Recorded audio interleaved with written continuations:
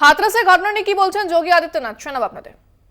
साजिश करने वाले लोग अपनी साजिश करके फिर वहां से चुपचाप खिसकने का प्रयास भी करते हैं। होना ये चाहिए था कि अगर हादसा था तो सेवादारों को वहां पर इस पूरी घटना को पहले तो अपनी व्यवस्था को सुदृढ़ करना चाहिए था, और अगर सुदृढ़ नहीं कर पा रहे थे तो प्रशासन का सपोर्ट लेकर के हादसे के शिकार लोगों को हॉस्पिटल पहुंचाने की व्यवस्था करनी चाहिए थी, उपचार की व्यवस्था करनी चाहिए थी।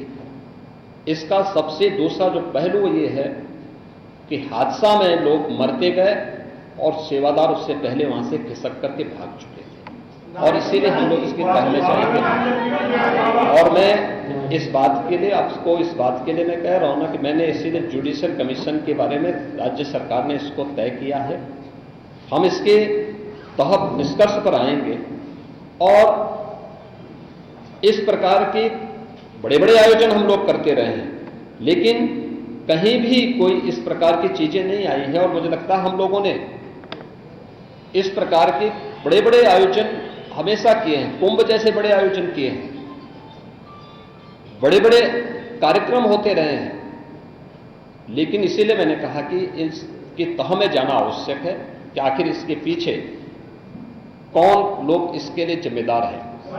दूसरा, राज्य सरकार ने और केंद्र सरकार ने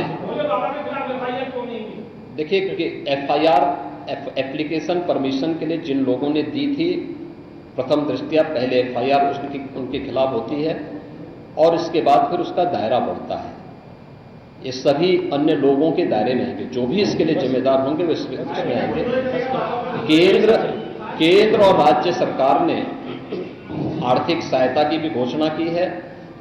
जो निर्दोष लोग इस पूरे हादसे के शिकार हुए हैं, उनके जो नाबालिग बच्चे हैं, जो स्कूल में पढ़ने वाले बच्चे हैं, उनको हम उत्तर प्रदेश मुख्यमंत्री बाल सेवा योजना के अंतर्गत उन बच्चों की पढ़ाई की व्यवस्था हम लोग राज्य सरकार से करवाएंगे। उन्हें जिस भी स्कूल में पढ़ रहे होंगे, जिन भी संस्थाओं में पढ़ रहे होंगे, या उनके स्कॉलरशिप आदि की व्यवस्था के लिए भी राज्य सरकार ने तय किया है।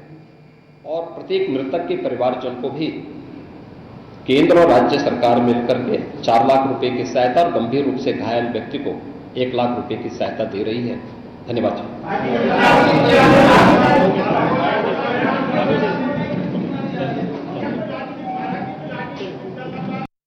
আপনারা শুনলেন যোগী আদিত্যনাথ, তিনি ঠিক কি বলেছেন। আর্থিক ক্ষতিপূরণের ঘোষণা করলেন, 4 লাখ এবং 1 লাখ টাকার আর্থিক ক্ষতিপূরণ দেওয়া হবে, এমনটাই কিন্তু জানালেন সাংবাদিকদের মুখোমুখি উত্তরপ্রদেশের মুখ্যমন্ত্রী যোগী আদিত্যনাথ।